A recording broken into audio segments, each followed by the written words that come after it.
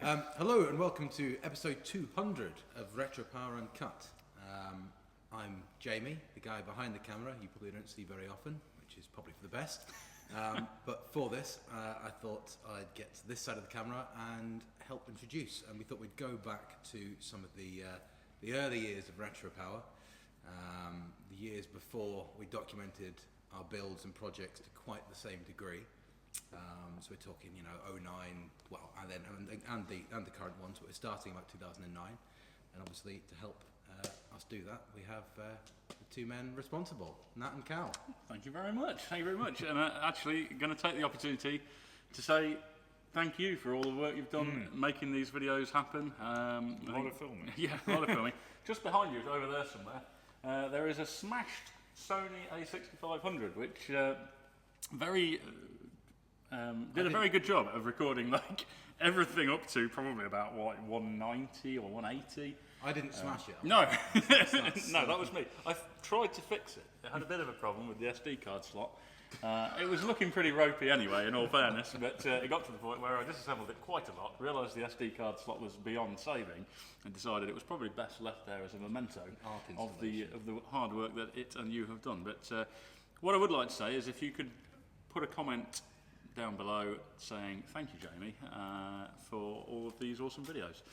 And moving on from that, we're going to try and cover right from the early days of Retro Power, so 2009, as Jamie said, when Nat and I foolishly decided, hey, we should rent a unit and muck around with cars in it. which is basically where it started. I think sort of a lot of our more recent followers might imagine that we came in with some amazing business plan and launched straight into building these amazing cars that we're lucky enough to build now. And that's not where it started at all. We just kind of rented a unit and turned a hobby into kind of something that earned money, a little bit. But it's amazing looking back at the sort of old footage and how far we've come, especially now sitting in a completely different premises as well. I've got this iconic shot that I found on Retro Rides Forum from basically, I think it was a year or maybe a year after we started, 2010. And when our only workshop was the one that's now our metal workshop. Our paint booth was basically a bit of plastic tarpaulin draped over some pallet racking with a fan to suck the worst of the fumes out. And I was doing the paintwork probably myself still at this point. But with the wooden ceiling beams being bits of your father-in-law's old garden fence.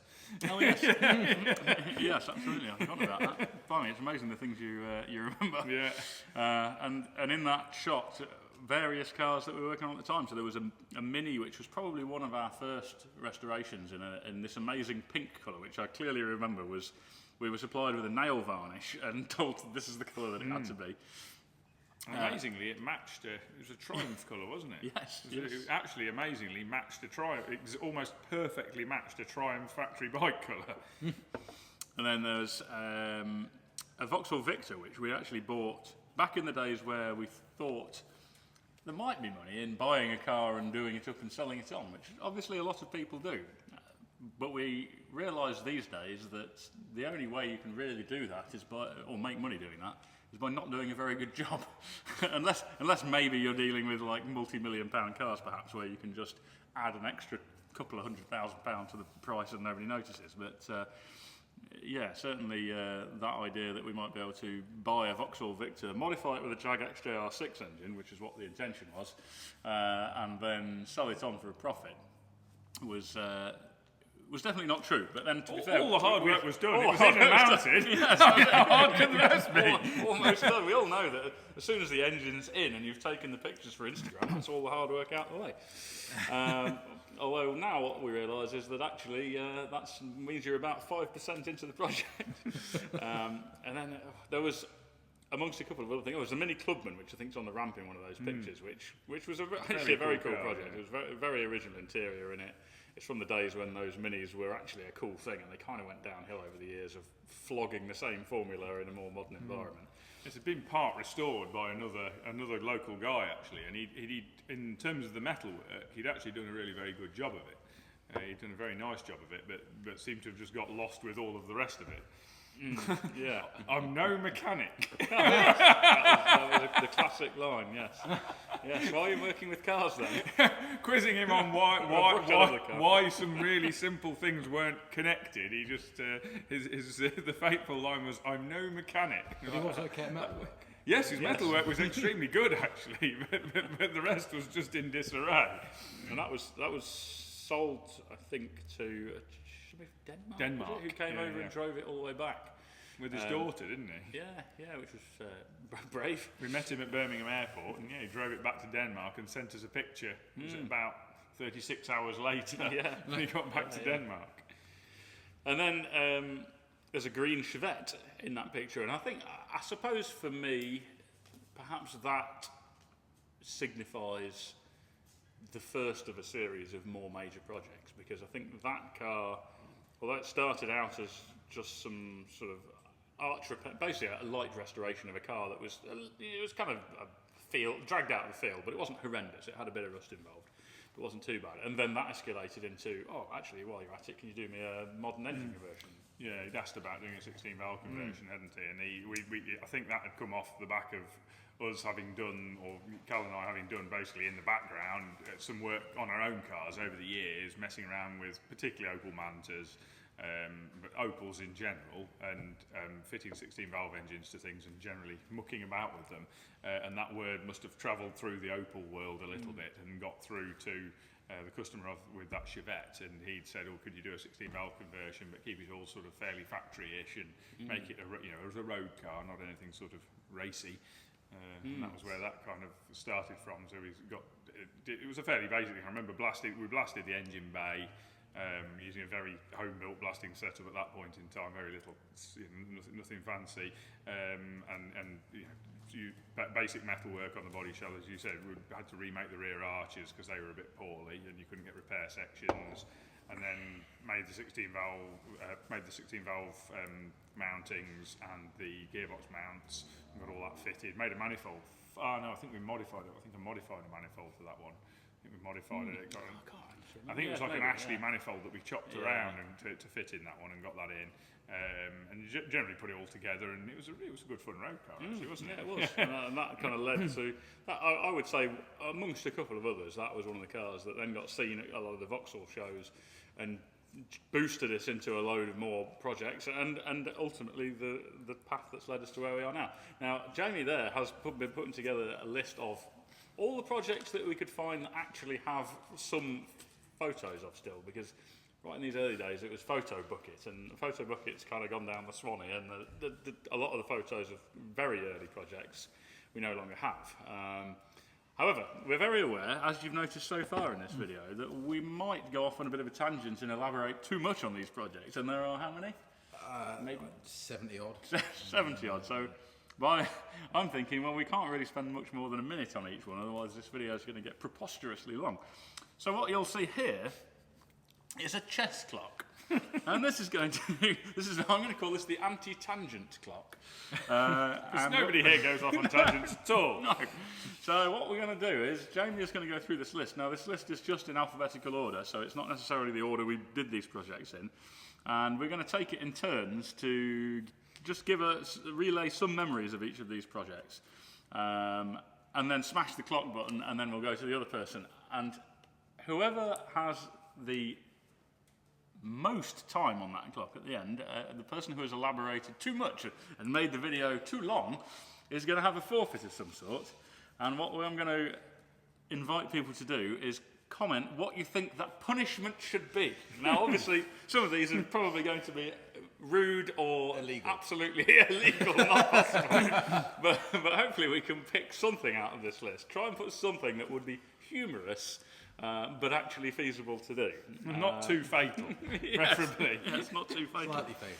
Yeah. So, are we on zero? This is the question. We are on zero. We're on zero. The clock is carefully poised. Now, you also have to bear in mind, going off on a slight tangent before we even start, that the clock is, as it says on the front, made by a company called, but I assume based in Sutton Coldfield, which is dangerously close to Birmingham, which may mean it could break prior to the end of the video. Oh, you can't say that, Charles. But that's all the Birmingham followers, don't it? Oh, So So let's hope the clock doesn't break. Right, so Gosh, hang on a right. minute. I need to press my side when it's you, don't I? Is that Yes. right? So it signifies the end and the other clock goes. Yes. Yes. Okay. So Jamie, ask Nat first. Right, Nat. First of all, Alfa Romeo Giulietta, the blue one. 105E. Yes, I'm just thinking 105E. through. That's a Ford Anglia, isn't it? Oh, the 105E. This is the body shell, 1959. You said 105E. Yeah, not him. that's not the one. Did I? Yes. Oh. I can understand. You said Alpha Giulietta, and you said 105E. I don't even know what I'm saying. I You only had this I much know. there. How is this even possible? Look what the bloody clock's doing. Oh, I can't even use words like, oh, goodness me. No, yes, I know the car. I'm aware of the car. I've totally forgotten. That is...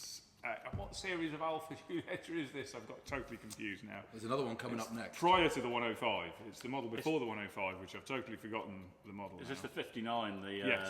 Yes. Yeah. Light blue. 1959. Is it a Julia or a Giulietta? I'll get totally Giulietta. A Giulietta.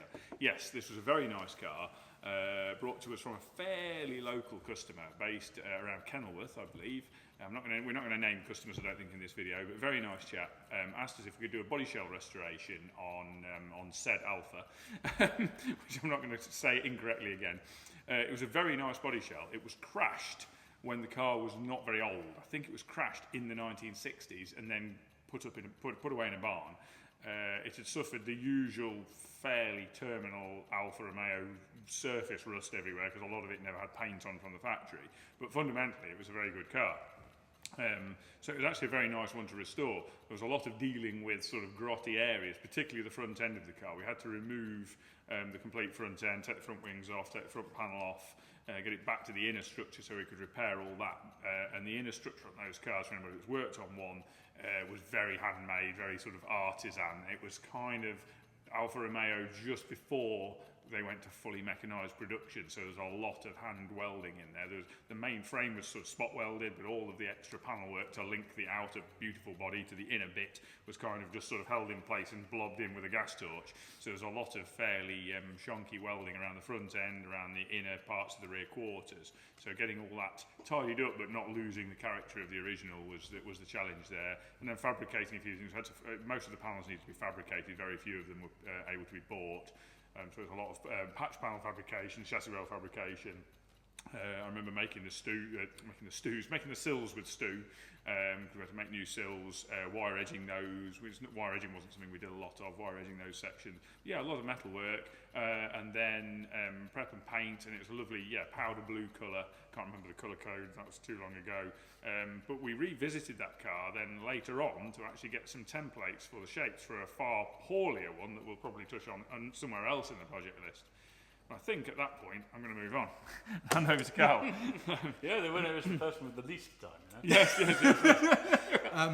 Yes, that very same car, Cal, the Alfa Romeo Giulietta Sprint. Oh, and that's just talked about that. The incredibly Yes, this one was an absolute mess, if I remember rightly. We blasted it, and where there wasn't rust, there was old, terrible repairs, and where there wasn't rust and terrible repairs, there was massive accident damage. In fact, I think we concluded it might have been rolled. Twisted. because Stu's, haven't they? Yeah. I mean, Stu was the hero on this one, and because we had not much to go on for the panel, you can't buy the panels new, or the very few of them are available. As Nat just touched on a minute ago, we actually had to go to see this previous customer to take shape patterns and profiles off the car to work out what shape parts of it should be. We also had some really old, grainy, black and white photos of the shells before the outer panels went on at, was it Touring that built those? I can't remember the shell. Somebody will correct me. It would have been one of the big Italian coach builders. And so we could see in these pictures what the inner structure was supposed to look like. So yeah, it was an absolute marathon. And then sadly, before we finished the metalwork on it, the owner passed away, which I think, well, kind of hit us all a bit, but Stu particularly, because he'd built up a bit of a rapport with the guy and put a good number of months of his life into the work on it. He just died very suddenly. That's it. From one rusty Alpha to a far less one now, less rusty. The GT Junior, the Millington. One of my favourites. Yes.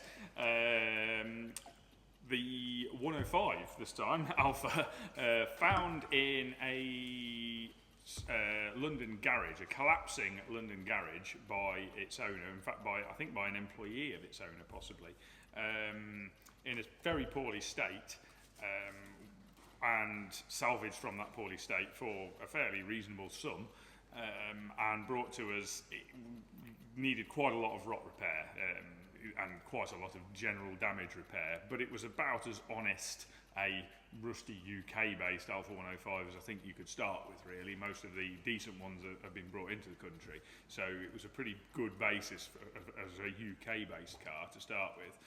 So yeah, usual metalwork marathon, getting all that done, repair panels that didn't really fit, a lot of fettling needed on those, and it was basically a complete repanel of the outside of the car, all of the front end, all of the rear, so yeah, quarters, wings, doors, doors, bonnet and boot were replaced with carbon fibre items. The roof was okay, I don't think we didn't have to replace the roof, but most of the rest of it was replaced, and then we embarked on a sort of modification plan on that. We talked to the owner, and originally we were looking at putting, because we've got a bit of expertise in those, and they're a very, very tunable engine, very dependable engine, very well known entity, we were originally planning to put a Vauxhall 2 litre XE engine in, which would have basically meant that we were probably stabbed to death by the entire Alfa Romeo world. Too Brutus. However, just at the last moment, we'd actually started mocking that up in the metalwork stage with the Vauxhall engine block in place. And at the last moment, the owner had a conversation with Roy Millington and done a deal, or potential deal, on a Millington 2.7, Series 1 Millington 2.7. I was a bit sceptical about whether it would fit, because we looked at a Duratec and that wouldn't fit. However, with the dimensions and a bit of measuring and checking, it would fit. So, despite the exhaust manifold being the wrong side and making the steering rather tricky, we mocked it up with the Millington engine. Everything did fit. It was brilliant, and it ended up with the 2.7 Millington in it. It also ended up, between sort of conversations with us and the customer, going down the route of having a sequential gearbox, which turned out to be less of a bright idea. For various reasons, not just because it's sequential, but because of the gearing, even though it's like the most roadable of the sequential boxes. It had a SADEV transmission fitted, which is wonderful in the right situation, but in heavy traffic is not a great solution. But just an absolute animal of a car, 300 horsepower, 2.74 cylinder, 9,000 RPM, absolute screamer of a thing, loads of torque, absolutely enormous fun. One of our milestone cars, I think, over the years. That's been one of our milestone cars. Moving on. What do you think your forfeit's going to be now? Oh, don't worry about that. I resigned to that from the start. Don't worry about that. The clock's incidental. Audi Sport Quattro. Oh, yes. Which, funnily enough, is in this building right now. Yeah, very cool thing. I think that represents one of the more exciting moments, because this was in the very early days, when we would, you know, the fact that somebody would bring us basically a short wheelbase Audi Quattro to work on absolutely blew all of our minds. And this is when we were a really small team. It was probably still me, Nat, Gaz, Mark and Stu, who were all still members of the team. It was a Dialinks conversion, and we were basically tasked to bring it up to a high level, I suppose. It was repainted, we stripped some of the body panels off, fettled everything to be a nicer fit, we removed the cooling system to the back, it was dry sumped, we rebuilt the engine, it was remapped by Dave Rowe, who's going to be bringing his Group S replica to the open day for this place on the 21st of September. Yeah, it was just a cool thing, and actually I think for me, it was one of my favourite cars to drive still. There were some bad bits about it. The gear shift was never very nice, but it just felt like you were kind of... I love the driving position. I'm quite tall, particularly in the body, and I struggle with headroom and a lot of things like the Alfa you've just talked about. I'm absolutely cramped to death in it. But in the Alfa, you just kind of sit right down in it. It feels a nice place to be. The steering feels great. Yeah, the weight distribution, we all know on those Quattros is pretty bad, but it was ridiculously fast. Had all the traction, and the control feel, with the exception of the gear shift, was really nice, and I just enjoyed cruising around. It was one of those cars which shouldn't be nice to just cruise around in, because it was all caged and stripped out, but it kind of was. Audi Quattro Project Q600. Q600, well, which is currently in storage and has been paused at the moment for reasons that we won't go into here. A very interesting project. Which we can't really, there's not a lot to elaborate on. It's in the early stages of metalwork. It was paused at the point where we just got the body shell jigged and we were just attacking some rather awkward bits of metal repair, sort of new inner wing, chassis leg, roof repairs, and probably making a new roof skin for it. A load of awkward metal bits. Those cars are very rot prone, and unless you're replacing all of the panels with composite, which we are largely with the outer panels, but things like the roof, that brings a few challenges. It's pretty rotten. Few problems metalwork wise, but they were in the process of being addressed, and in parallel with that, a lot of design work going on for all the carbon outer panels, and some exciting stuff in terms of engine and transmission, in conjunction with some help from Dave Rowe on that. However, that was paused at the moment, so at that point I'm going to nudge the clock over again. Pause the clock. Another current one, Austin Algro Project Lucky Strike 1 and 2. Yes. Probably. I wouldn't say favourites because I'm not taking favourites amongst the cars, but I think I'm going to really enjoy driving these, and they also represent a lot of the things I enjoy in a car, and I think actually historically at Retro Power they represent quite a lot of the things that we like. Basically taking a car out that looks like the underdog car, and having the time of your life driving it when people don't think you will be doing is probably my summary of it. And we're very lucky with the clients that have commissioned these, in that they've given us a good sized budget to try and build these things the best they can be. So although the thinking behind the Allegros is a little bit tongue in cheek, it's a little bit look, I've got an Austin Allegro, but it's really cool.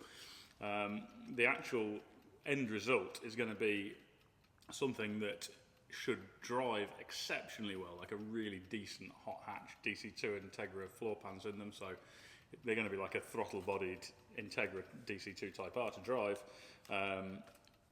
But the look, I mean, not only I think the remodel that George has done on them looks absolutely insanely good. I think they're genuinely going to be a good-looking car. But also they've got the tongue-in-cheek factor and the chat factor. I don't think there'll be many cars you turn up at a car meeting that would have less people talking about them. Everybody's going to want to know what this is all about. And then the execution of it all of the interior design stuff, all of the everything in the interior is one-off design. The way we've done the carbon fibre panels on the outside, they're just an awesome thing, and I genuinely think they're going to be an awesome car. Like some of the cars, we build all sorts of different cars for all sorts of different people and different reasons, but I think you could drop one of those Integras into a review of modern hot hatches, and that reviewer would say this is genuinely a really good car. If you blot out any other information about it and just threw it into a lineup of unknown cars, I think people would think it was just a great car. Practical as well. Rear seats fold down. It's just got everything going for it. It's just really nice. Yeah, great. Another current one, Chevy Camaro Project Stravage.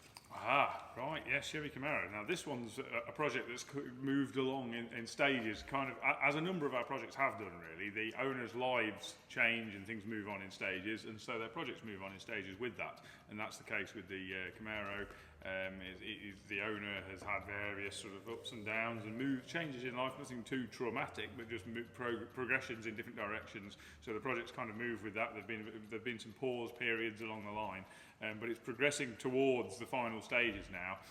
The key thing with that project really was that the owner's initial idea, and it was a great idea, was to get a car that didn't need any metal work, didn't need any bodywork carrying out at the beginning, so we could concentrate on the mechanical work. And to that end, he sourced what he could see as being pretty much one of the best 68 Camaros that he could find in the States for sale at the time. And unfortunately, when we actually dug into it, it was pretty poorly.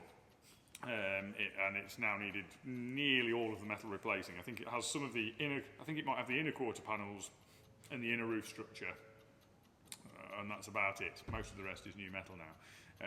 So that's, unfortunately, as we've learnt over the years, what you largely get if you buy a restored car is one that you need to re-restore. So that's probably the big backstory to that. But yeah, outside of that, Chevy LS3 engine, one of the higher power output, I can't remember which one, but one of the higher power output Chevy LS3 engines with a T56 gearbox. So what's not to like about that? Should be great. It sounds great. Yeah, all of the right bits on it, but but still fundamentally a 68 Camaro. It's not on a full chassis. It's on the original tub, albeit with solid mounted front clip, just to tighten up the front end. And it's got a steering rack conversion. It's a steering rack converted front end. It's got some of the modernisation bits on it, without going to a full chassis. So yeah, it's going to be an awesome thing. There's a lot of design work gone into the interior as well to bring that up to spec, because those cars were, they were shelled out like peas in the day. They were built down to a standard to be shelled out like peas, so everybody could afford one. And it did mean that the interiors let them down quite a bit. So there's quite a lot of interior work gone into that. Going to be an awesome thing, progressing steadily in the background. So yeah, wait and see. One of my favourite ones, the Datsun Violet rally car. Oh, yes. Yeah, that's a local chap who was, let's say, Mr. Datsun Violet. I don't think I'd ever seen one of these cars in the flesh when I met this guy, and then I think he had 4 of them in his garden, and a lifelong dream to compete in the East African Safari Rally, which is now basically a historic event as a nod to the original Safari Rally from back in the day. And yeah, he approached us about basically preparing a Datsun Violet to do that event. The event now being heavily dominated by Porsches, largely run by Tuthill, and a smattering of 240Zs, maybe the odd 240 RS possibly. Yeah. But it tends to be a pretty strong Porsche contingent and a pretty strong Tuthill contingent. And his dream was to take a Violet back to competing in the Safari again. So he brought us, I believe, the best of the shells that he had available. We basically did full body shell prep, metalwork wise, caged it, strengthened it, painted it, and then handed it. Well, we did some of the assembly work, but handed it to him kind of, I'd say, maybe 30% built, so he could carry on the build himself. He's a pretty capable guy, which he did. And then, yeah, he realised his dream, took it out to the Safari Rally.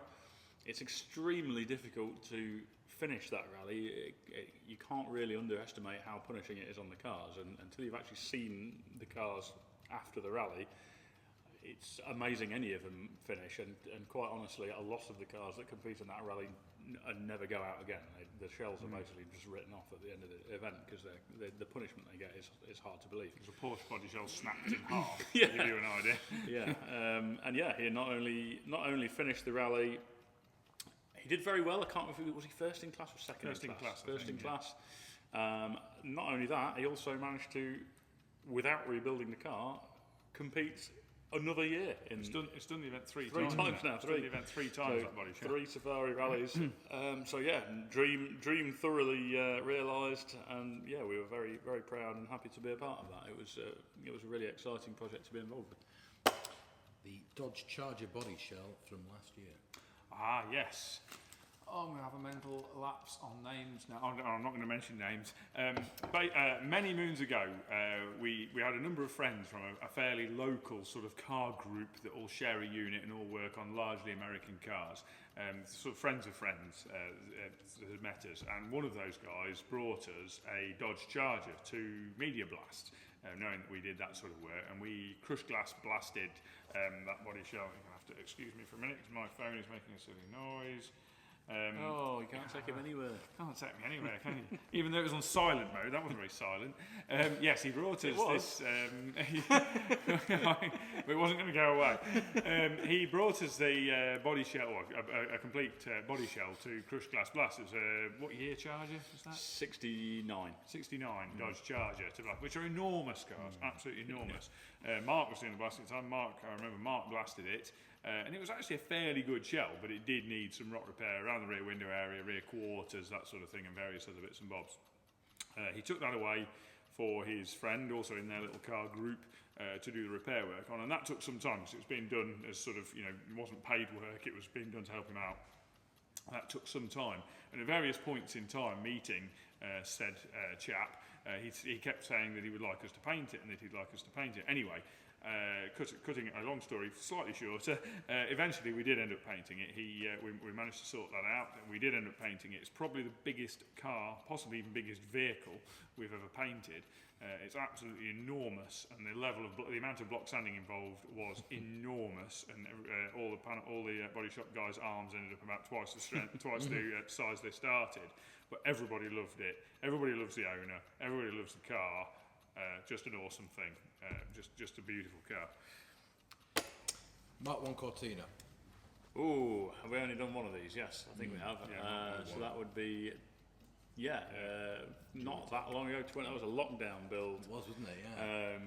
Nat did a lot of the metalwork on that whilst we were essentially shut.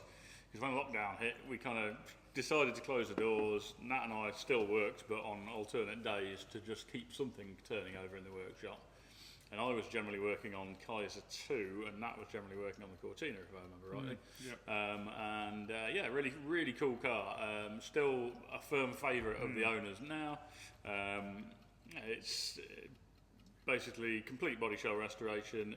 Ran very similar to Works Cortina race rear axle, so it was still live axle, A-frame location.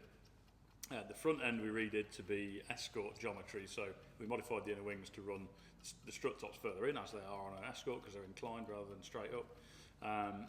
Escort front cross member, lower arms, struts, it was on tension struts, and then Cosworth Duratec, I think it was actually it was a used ex-Caterham Cosworth Duratec supplied by the owner.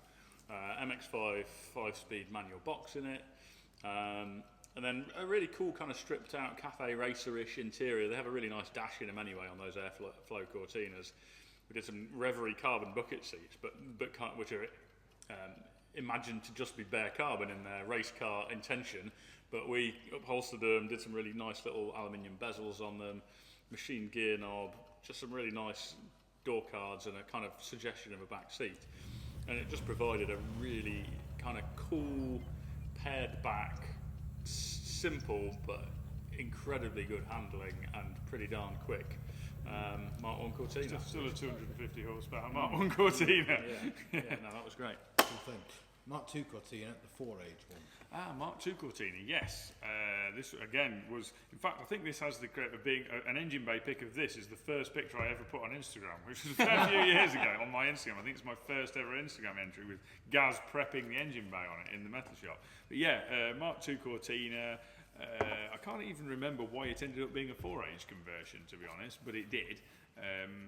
I can't remember the logic in that, but it was very good logic. It entirely made sense. So yeah, it was a light restoration on a fairly solid, fairly decent Mark II Cortina. Didn't have too much to hide really. It was a reasonably solid car.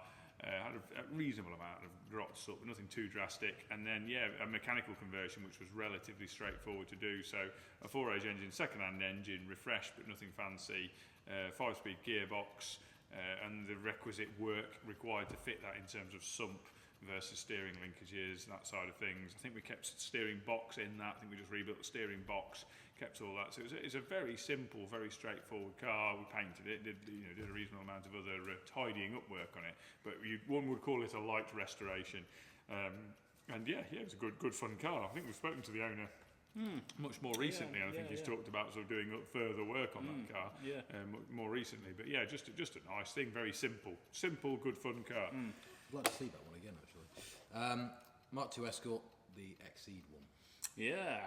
This was again quite an early project actually. I'd say maybe like 2012 again, possibly. A similar era to the Quattro. So the car started out reasonable, but I think it was there's various paintwork things that aren't good on it. There's various bits that I'm not sure about rust-wise, and as with often the case with these things, it kind of rapidly escalates into being a bare shell build. Expanding foam inner arches. Yeah, yes, that's it. Yeah, that was a classic discovery on that one. The outer arches had been replaced. But because obviously the inner arch tub, extending that back to meet the outer is obviously challenging. The gap had just been filled with expanding foam and then undersealed over.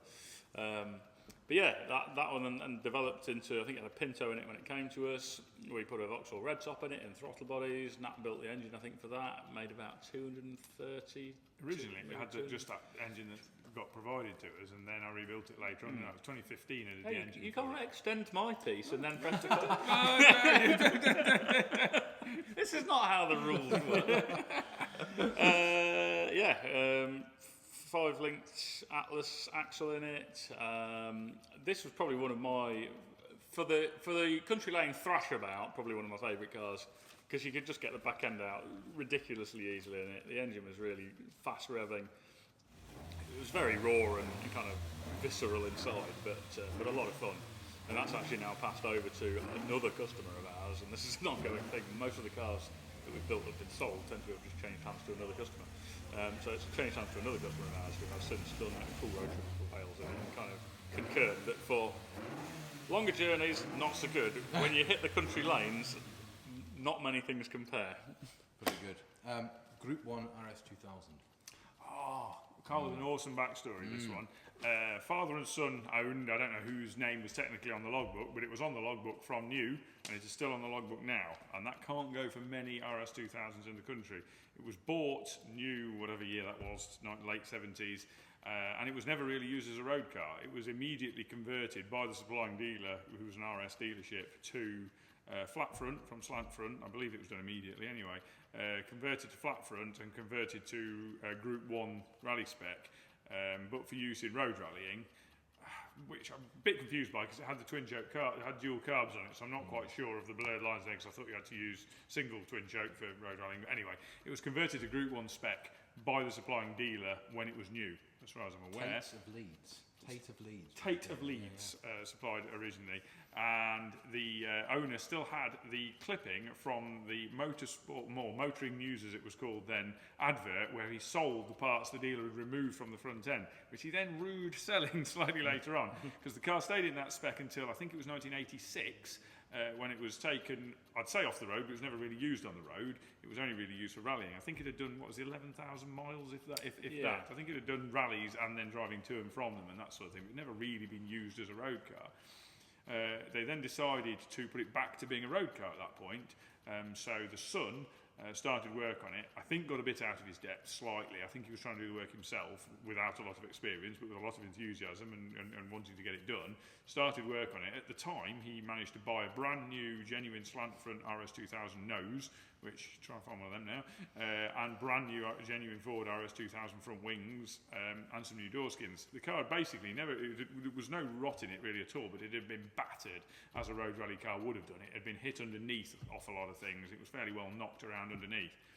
So our remit basically, fast forward a lot of years, the car had kind of stood in that sort of half-done state for many years, and then the owner and his son came to us asking whether we could recommission it, which we could, and we did. And one of the issues was salvaging the panels from it, because they needed refitting in the right places, and we didn't really want to lose the genuine Ford panels from it, so I had to unpick them and refabricate edges and do a bit of work around there. But we got all that done.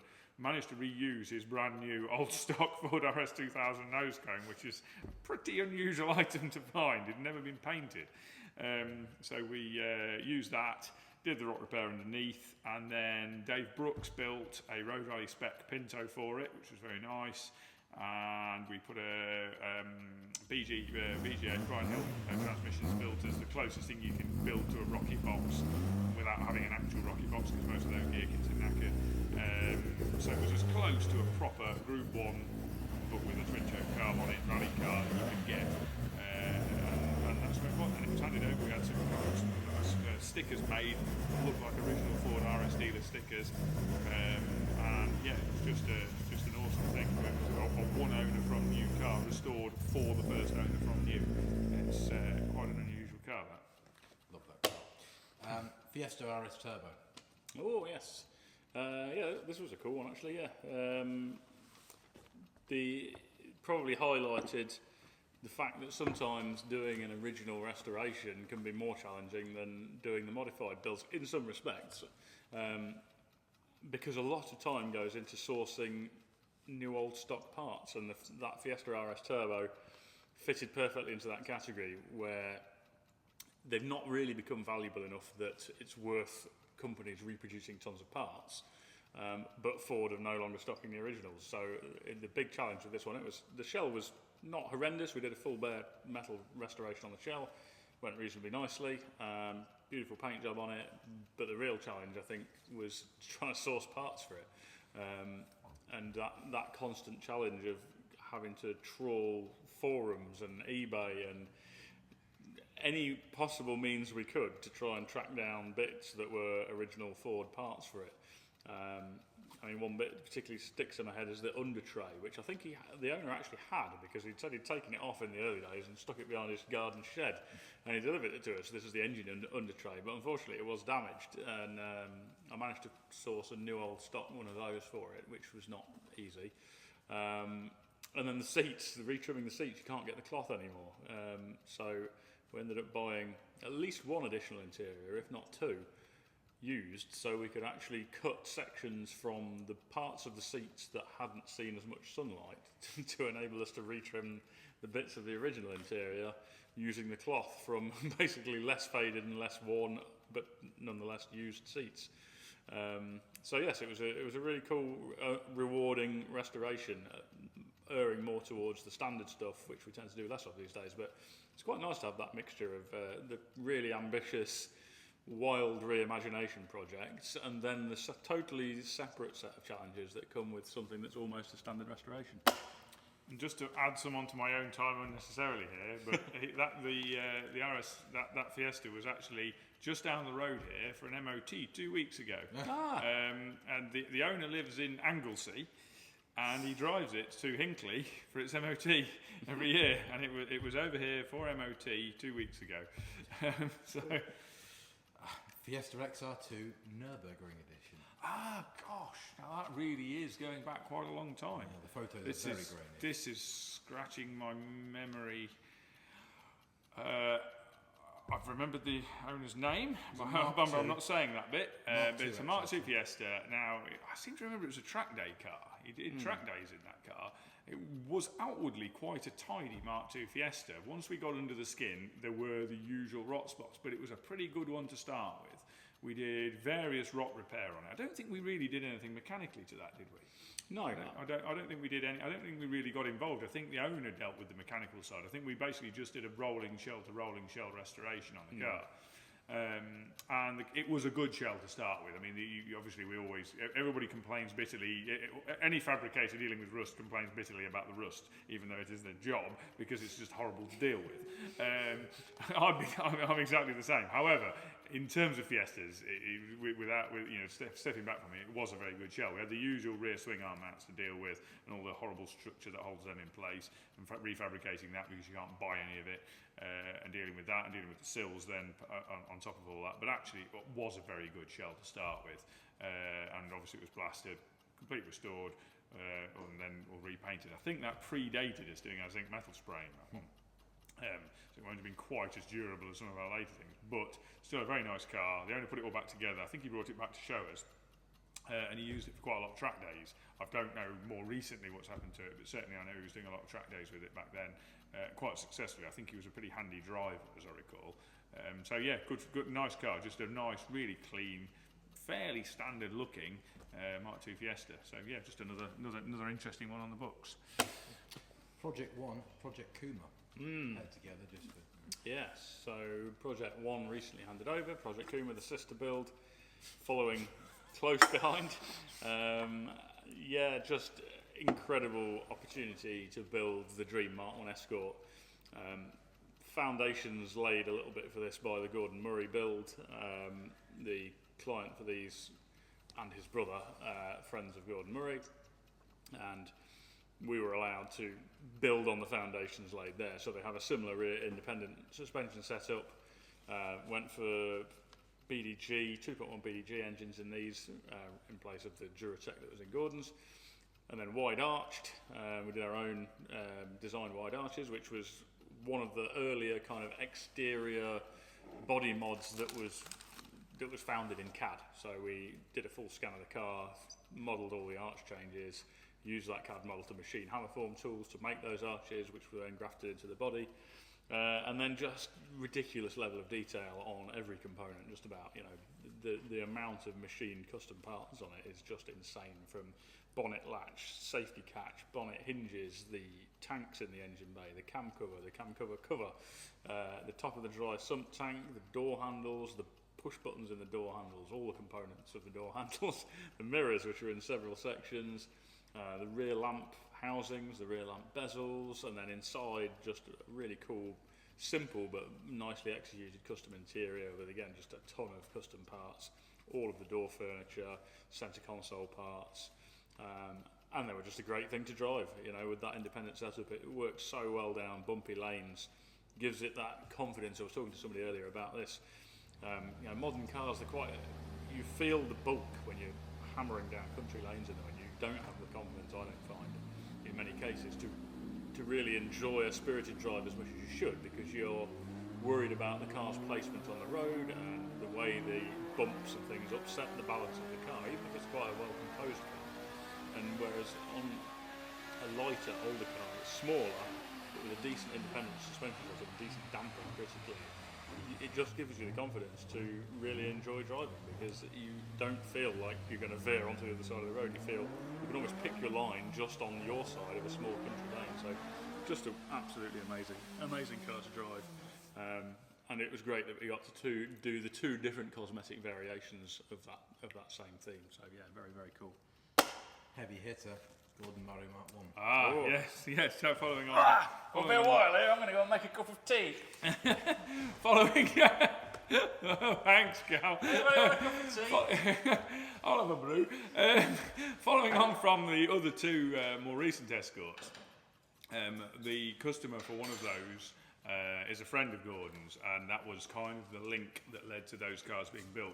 So it's a nice tie-in to the approach from Gordon, which might take a little while, and my time's going to go all over the place. But we had a phone call which my wife actually took from Gordon's. I'm trying to think what his title was. Workshop manager. That's right. Workshop manager. Very, very, very nice chap. Again, I'm not using any names in this, but his workshop manager had called and said that Gordon Murray was interested in meeting us regarding a project. And this note came to me second-hand from my wife on a post-it note.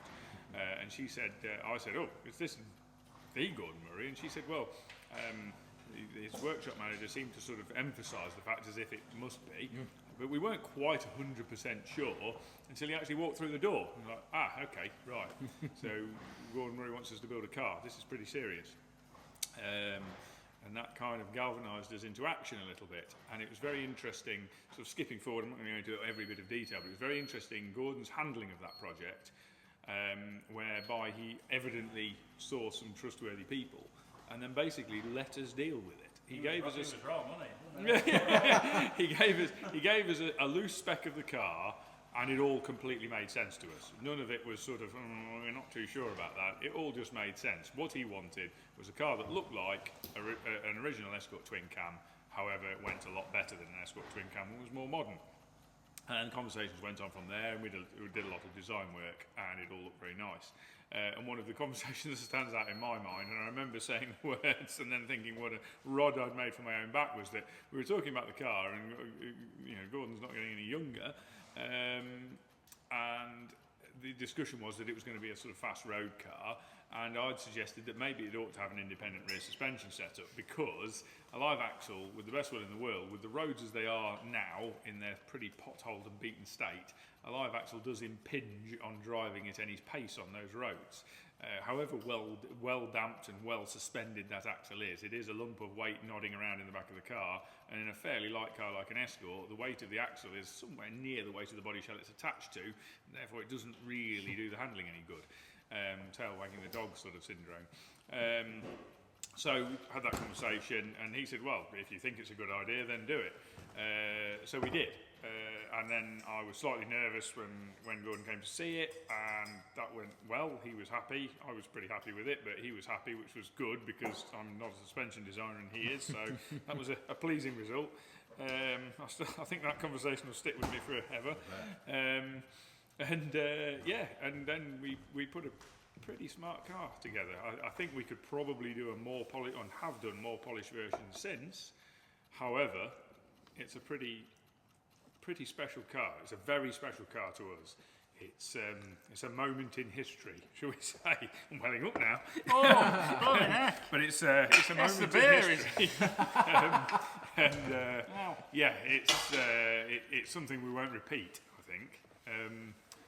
And yeah, very, very important car. If you want to see more about it, watch the Late Break Show special with Johnny Smith, where he goes out for a drive in it with Gordon, because that's pretty special too.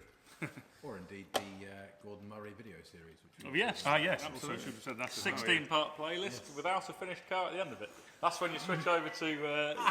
That's when you switch over to Johnny's video, and I'm going to try and get Johnny to do finished videos of all of our cars because it saves us risking them out on the road just for the sake of the camera. The 66 Ford Mustang. 66 Mustang. So that's the blue one that's also in here at the moment. Yeah. No, God, I'll tell you what. The thing that sticks in my mind about this car is the level of corrosion that was present in it. So I don't spitting my tea out now. We didn't dub it Project Rustang for no reason. Yeah. I mean, I remember going over to this guy's house. He'd bought it, I think, possibly unseen on an auction. Lovely bloke. But looking underneath the car, I was like, oh God, this really doesn't look good. It obviously had quite a major rear end crash, and then it had been very crudely straightened out. And there was rust basically everywhere you could look on it, which when you can see that before it's even been blasted, you know it's not a great sign. Blasted it, and yeah, sure enough, it was pretty bad. So I think one of the rear leaf, we jigged it all, and one of the rear leaf spring mounts was like 2 inches out of line or something, if I remember the right. dashboard had rusted through. Oh, the dash, yes. I think this is the first car we've ever had where the dash had rusted through, yeah. I think in the end, it was only really maybe the front chassis legs, possibly the front inner wings, and some of the inner roof structure, I think were the only bits of the original shell The whole that were back left. end came off, didn't it? Yeah, I've got some scary photos somewhere of literally just the chassis legs and a bit of bulkhead on the jig and nothing else there. The chassis legs were new. yeah. It was. Well, no, the front chassis Oh, legs the front weren't. ones The front weren't. weren't, No, but we changed the front bulkhead. Yes, yeah, we did. Yeah, so it was a big challenge, and then again, that's actually probably our most recent, relatively standard restoration project. And I think I'm so happy with the results of it. I think it looks stunning, and when you consider how far we've come with it, from it being literally just a pair of chassis legs and a bit of inner wing on a jig, I think the guys deserved, the whole team actually deserved massive praise for that, because they pulled something out of the bag in turning basically a pile of rust into what must be one of the nicest Mustangs in the country. Very nice. Greenchette Imp. Ah, yes. The Helman Imp. This was brought to us by a customer who knows a lot about imps, so I'm not going to try and elaborate on anything to do with that because I'll just embarrass myself with my lack of knowledge. However, he's very knowledgeable and he's part of a sort of group of imp fanatics, and he's a very, very thoroughly nice chap. Brought us the car partially restored. It had had quite a bit of work done to it, and it had actually been dipped and e-coated when he brought it to us, and we then had to go in. He said, look, if you dig into it as much as you want, if there's anything you don't like, just sort it out, assume it's not been done, which was good because we dug into it. We did find quite a few things. Quite a few were the results of dipping. I'm not going to rant on about that now, but quite a few of the problems were results of were things that had been caused by the dipping process. And then we had an amount of metalwork to do on it, and an amount of panel fit. I do remember one of the comedy moments during the metalwork on that, going to fit the door and actually ringing the owner saying, are these doors from a different car because they don't fit? They sort of stick up and overlap the roof by about 1.5 inches. He said, oh no, they're all like that. They're new old stock genuine doors, but they won't fit. You have to just move everything and make them fit.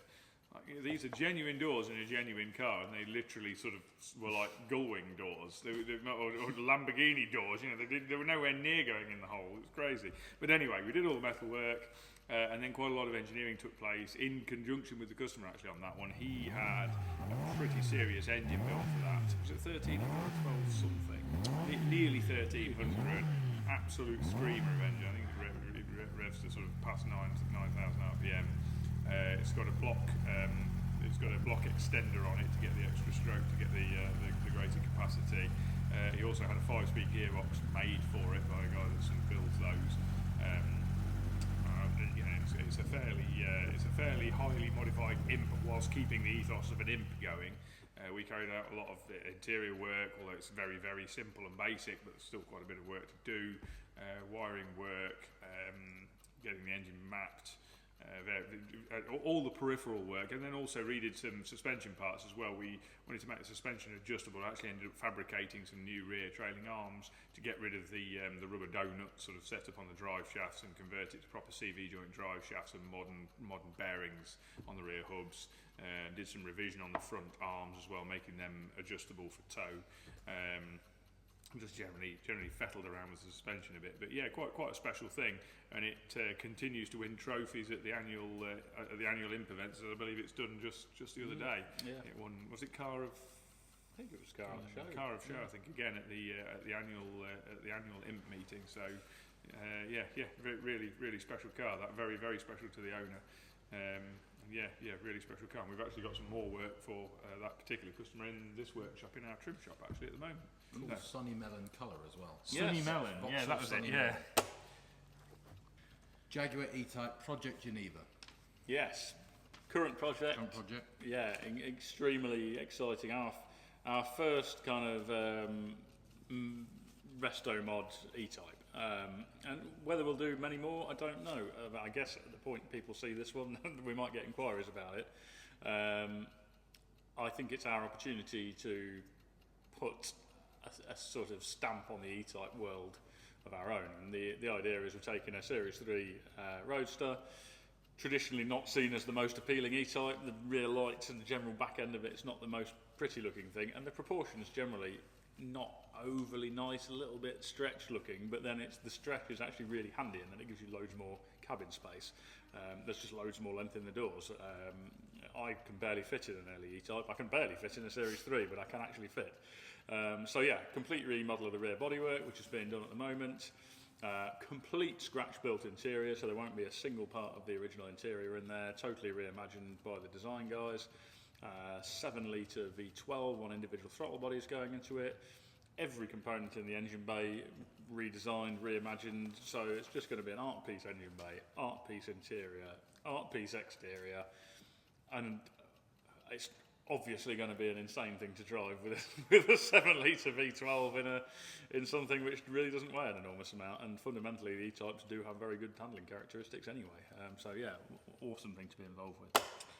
This is, I think, pretty much the internet's favourite generally, the XJC Project 430. XJC Project 430. Another sort of landmark car for us really. We took that as a partially finished car to the Classic Car Show at the NEC in 2016. I believe there's a bit of a timeline that's etched in my head because it's the one time we've done that show.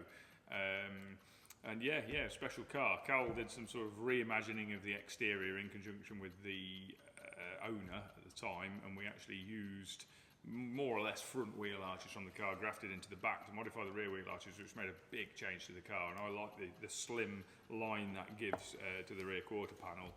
Remove the vinyl roof, giving it a proper painted roof, which looks a lot better. And then running gear wise, it was a fairly easy decision at the time to just go V8 and go Chevy. It's off the shelf, it's reliable, it's 6.2 litre, it gives you bags of power, bags of torque, and it makes an awesome noise. Lots of people, lots of purists said, oh, you should go for a Jaguar engine on this. Actually, I think if they drove it, they would probably change their mind. Cal would say, I've not really driven it, Cal would say, though, it's probably one of the best to drive cars that we've built. And it feels a very complete car. The combination of all the Jaguar running gear that is incredibly solidly engineered, over-engineered really, very competent, capable suspension geometry, loads of travel, all the parts are available, really good to work with. Just upgraded bushings, bilstein dampers, that sort of thing, make all that good. 430 horsepower, straight out of the crate, big V8, nice auto box that shifts properly, modern auto box. What's not to like? And an awesome bruiser of a car, really. It's sort of one of those cars. They're just a stunning looking thing, but sort of proper bruiser of a car. Not an overtly pretty car, but just an incredible looking thing. Well done. Let's go on from that. Project Portofino. Yes. Wow, that was both XJCs to go. I suppose this is because they were both Jaguar in your alphabetical list. That's how the alphabet works. You'll never guess what's up next. Because you introduced it as Portofino, obviously. Oh, sorry. So yeah, this is an XJC that we're on with at the minute. And it's a bit different to the other one, which I like. You know, you've probably noticed by this list that we like all sorts of a very wide range of cars, because everybody's desire of what they want from a car is completely different, and this is the same as true here. So, customer building this one for, rather than introducing any real modernisation, it was almost wanting cosmetically backdate. So, exterior-wise, very subtle change to the arches, which is something he'd been mulling over time. But nothing major, and then just cleaning up, you know, getting rid of the overriders, pulling the bumpers in a bit tighter, redesigning the boot lid so it's not going to have the reverse lights on it, just decluttering the whole of the exterior, getting rid of the vinyl roof, getting rid of the trims around the vinyl roof, and then in the interior it's going to be similar classic feel, almost heading more towards E-Type or Series 1 XJ, where you've got the section in the middle of the dash recessed in slightly with the auxiliary gauges in there, and round vents, rather than the kind of square vents and blocky switches that they kind of developed into over the years. It's almost making it more classic. And then XJR6 supercharged straight 6 in it, which is really the perfect engine for that car.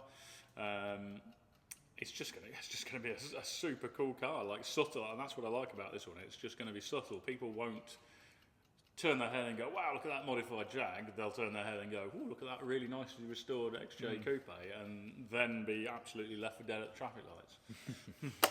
Jaguar Mark II Project Utah.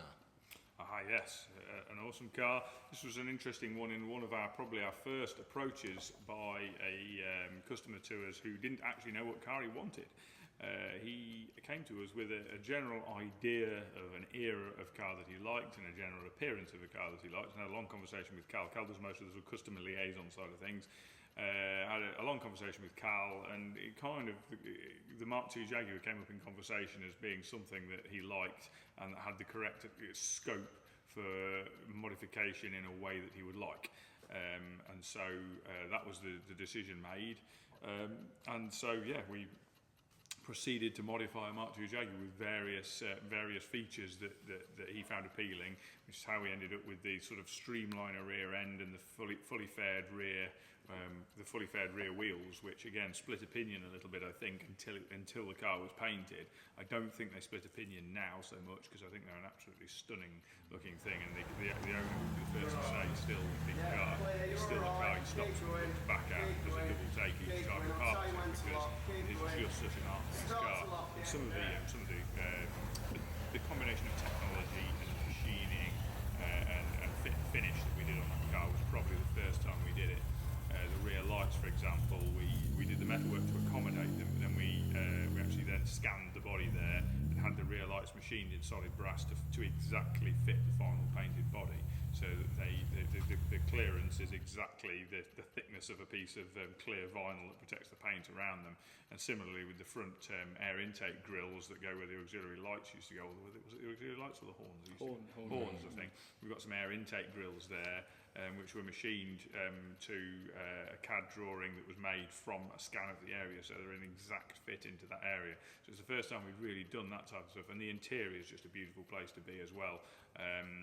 Aluminium replacing wood, but then hydro dipped to look like wood, which seems a strange way of doing it, but it enables a fit and finish that would be difficult to achieve with wood, and a quality level that's very hard to achieve.